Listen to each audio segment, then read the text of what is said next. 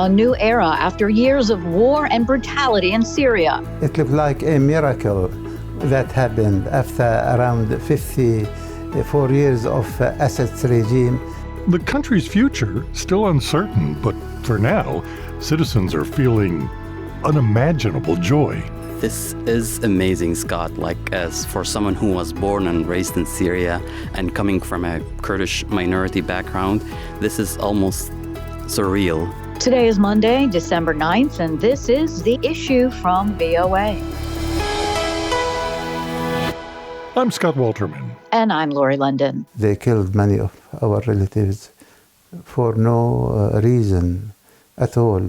They did with unjustified and unbelievable things. Damascus stirred back to life on Monday as the start of a hopeful but uncertain era after rebels seized the capital and President Bashar al-Assad fled to Russia over the weekend, following 13 years of civil war and more than 50 years of his family's brutal rule. Anti-regime activist Walid Safour, who's been in exile in England, says he can't wait to finally go home. The first thing is to go and to visit the grave and the tomb of my mother. I was prevented from speaking to her before she died, to listen to her last words. Tens of thousands of people held in Syria's notorious prisons have been freed. There are reports of tearful reunions with family members who were believed to have been killed years ago. Many, like U.S. Defense Secretary Lloyd Austin, were surprised at how quickly the regime collapsed. I think the entire international community was surprised to see that the opposition forces moved as quickly as they did. And everybody expected to see a much more stiff resistance from Assad's forces. The U.S. and other global leaders are keeping a close eye on what comes next. As this unfolds, there's a potential that elements in the area, such as ISIS, could try to take advantage of this opportunity and regain capability. Well, Lori, this is just one surprise after the next. The uprising itself was sort of a surprise, 13 years of civil war, but they really, in the very beginning of this, started making headway almost immediately. And then the speed at which they, first took Aleppo and then took Damascus was really surprising. The U.S. Defense Secretary saying there are still concerns that this could, sort of create a vacuum of sorts, a power vacuum. So obviously, world leaders are concerned and looking at it closely. But obviously, in the meantime, there's a lot of hope and joy and celebration there. We're joined by VOA Kurdish journalist Sirwan Kajjo, who was born and raised in Syria. Thanks so much for being able to take the time and talk to us about this. Thank you, Scott. Let's start big picture. What's happening now? Sure. So after the rebels and their allies completely took over Damascus and Assad fled, now they're talking about him being granted asylum in Russia. They're getting down to business, really. The government of the former regime remained intact, and that was intentional on the opposition side. They decided to keep that in order for things to, continue working. So there is a functional government in Syria. Even the central bank said today that all transactions are fine. The Syrian pound and steel being used, and all government institutions are still working business as usual. Of course, there are some disruptions here and there, given the magnitude of the situation. But there will be a transitional government very soon. As a matter of fact, the government, the prime minister, and those representative of the Hayat Tahrir al-Sham and other rebel groups met this morning in Damascus to basically go over who will do what, and so that there is a smooth transfer of power between the two sides. But it looks like the Hayat Tahrir al-Sham, and this is a U.S. designated terrorist organization, will have the upper hand in the formation of the government just by the size of their power and the role that they played throughout this offensive that lasted about 11 days before Damascus was captured and Assad fled. So you said, and I'm assuming you're talking about one of the groups, Abu Muhammad al-Jalani, right? Correct. Militant leader, main group that was driving the country's armed opposition. And as you said, this group was designated as a terrorist organization. From what we've been hearing and reporting is that he's been saying this is going to be an inclusive, all religions, much different than they have presented, or that the country has certainly seen in a very long time. Do you think that that's actually something that can happen, or are these just words sort of like what we heard from the Taliban? Yeah, well, so far they've been very open about, including all components of Syrian society. And Syria is a very diverse country. You've got Arabs who make up the majority, the Sunni Arabs, and you've got the Kurds, you've got Christians who make about 12% right now. You've got the Alawites, the sect of the former president, up in the west and the coastal region. It's a very diverse country, and Jolani and his group has been trying basically to give assurances to all the minorities, including Christians, Kurds, and Alawites, that their rights will be protected. Now, we don't know how that looks like. So far, in Aleppo, which is a very diverse city, they've sat down with the representative from the different communities, and I talked to people on the ground. I even talked to some Christian leaders who said that their neighborhoods are actually protected by members of Hayat Tahrir al-Sham, and so are the Kurds. The Kurds still have two armed groups in two neighborhoods, actually. We don't know what will happen in Aleppo, but the same thing in Damascus. And Damascus has a small Shia minority population, and of course, a significant Alawite and Christian population as well. It remains to be seen if these words are translated into tangible actions, because given the history of the group and especially when it comes to governance in Idlib province up in the northwest, they've been there for some time. Their track record is not promising, but it looks like they're trying to change, at least in the messaging. In their messaging, they're trying to be as inclusive as possible. They're trying to appease to both the Syrians and the international community to at least get the acceptance and the recognition that they need to in order to function as a legitimate government moving forward. How extraordinary is all of this? This is amazing, Scott. Like, as for someone who was born and raised in Syria and coming from a Kurdish minority background, this is almost surreal. I talked to family members. I have family members here who also lived under the Assad regime. It's almost unbelievable because for 54 years, this regime dominated society. It wasn't like just the brutality of the government, but the fact that they dominated all aspects of life in Syria.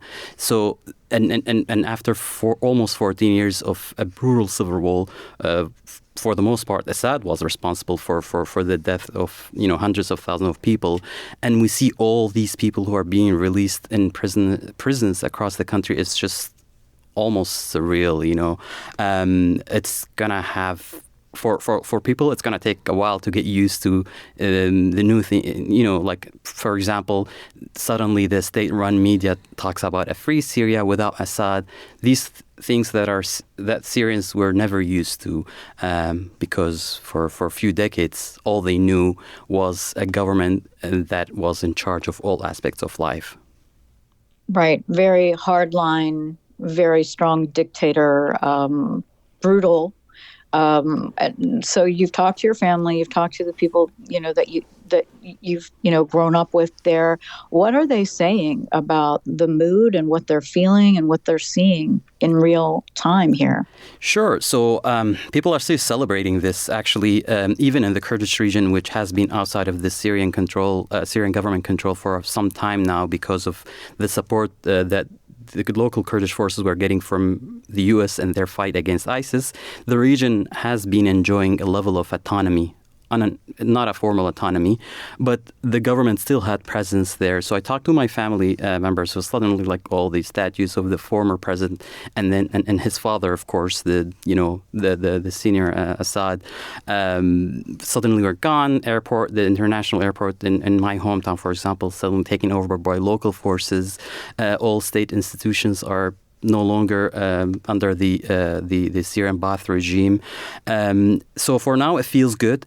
But a lot of people are also like cautiously optimistic about the future. They don't know what awaits them, not only because of the nature of the ideology of this group that is in charge of Damascus right now, Hayat Tahrir al-Sham, HTS that is, but also because of the other factions that are backed by Turkey and also in alliance with Hayat Tahrir al-Sham, groups that are actually opposed to a lot of communities in northern Syria. And so you've got, it's a mixed bag. People are happy that Assad is no longer in the picture, but they're also anxious about what's going to happen next. We talked a little bit about this, or you talked a little bit about this previously, but HTS has been trying to rebrand themselves. They're trying to say we're not that anymore. They're backing away from al-Qaeda. Do you think that there's reality there? So they have changed for sure, even in terms of rebranding. They changed their names a couple of times. So it used to be like when they established this group, it was called Jabhat al-Nusra wal-Nusra Front. And then when they severed ties with al-Qaeda back in 2016, and then they rebranded into Hayat Tahrir al-Sham to basically tell the world and Syrians that we are a solely Syrian group.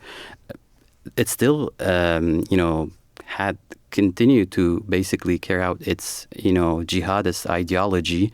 It still believes in Sharia law, for example, and but that all was like until recently. Suddenly, the leader of the group says that we're for an inclusive Syria that embraces all its, religions and ethnicities and sects.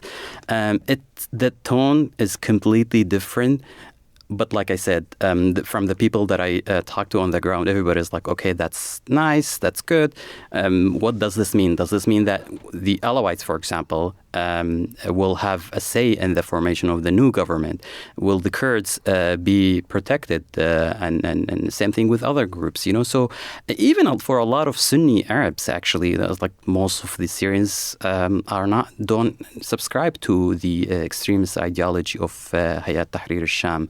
So for now, it seems to be all right. It's the messaging that they have adopted seems to be working, but who knows what will happen tomorrow. And judging by other examples around the region, maybe people have the right to be a bit skeptical about what's happening right now. I just have one last question, and I'm not sure you can even answer it, but Austin Tice, an American journalist, has been held captive in Syria for, I know, over 12 years. There have been reports that the White House believes he's still alive. Have you any information or heard anything about them looking for his whereabouts or knowledge of what his situation may be, and if they're able to potentially locate him and bring him back to the U.S.? Yeah.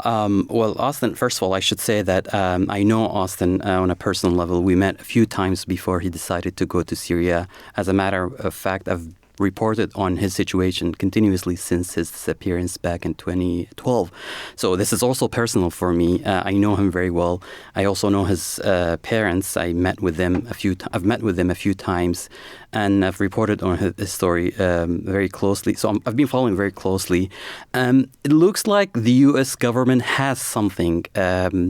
maybe not as President Biden said in his last speech about Syria, that there is some evidence, but we're not sure if it's direct evidence. And the family sounds optimistic about his fate. A lot of people that I know in Damascus, if he's still held, that they met him while they were in prison a while back. Of course, nothing current, nothing new. But now, with more and more people are being released from these different prisons in Damascus and elsewhere, we might have more information about his situation. I really hope that he's still alive because he was an excellent reporter who really cared about Syria, who understands the nuance of different dynamics in the country, and it would be great for him to be reunited with his family. I've read stories about people who've come out of the jails and had this reunion with their family who thought they were dead years ago. Yeah. They just lost touch with them because, of the regime. Sure. I actually have some distant relatives who have disappeared since. I have at least one who disappeared in Homs back in 2013. He was a university student studying petrochemicals and petrochemical engineering in Homs, and he disappeared at the peak of the uprising. His family is looking everywhere right now because there's still that glimmer of hope that he's alive and could be somewhere out. Now there's still a lot of people who are in different prisons, haven't been released. So it's just a very emotional situation. I actually talked to families of others who got out of prisons not knowing that Assad is no longer there. A lot of people were actually arrested under his father's rule. So before 2000, yes. And they didn't know that Bashar existed as a president, let alone him being, toppled. So this is a very humanitarian story that will continue to unfold as we hear all these horrific stories of torture, inhumane treatment of prisoners, for the most part, with people who did nothing, basically either participated in a small gathering or an uprising at the peak of the civil war or the uprising, or people who had connection with other people, so their guilt was they were arrested for guilt of association, and Syria is well known for that. There are a lot of Palestinians and Lebanese people actually who were also arrested back in the day, and now we hear all different stories that you would only see in movies and read about in books. Thank you so much. Yeah, thank you. VOA Kurdish journalist Sirwan Kajjo. Well, that was amazing. The personalization, the story that he told about his own cousin and the other people in the country after 54 years of brutal regime rule.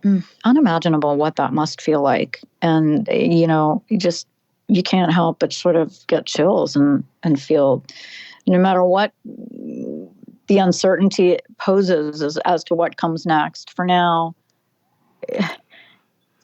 you can feel this level of relief. No, from, this is the masses. Yeah, an extraordinarily great day for the people of Syria who have been brutalized by this regime for so long. You've been listening to The Issue from The Voice of America. On behalf of everyone who works here at VOA, thank you so much for being with us today. You can follow The Issue on X and Facebook at VOA The Issue. And for news 24/7, just check out our website, voanews.com. In Washington, I'm Scott Walterman. And I'm Lori London. We'll talk to you tomorrow.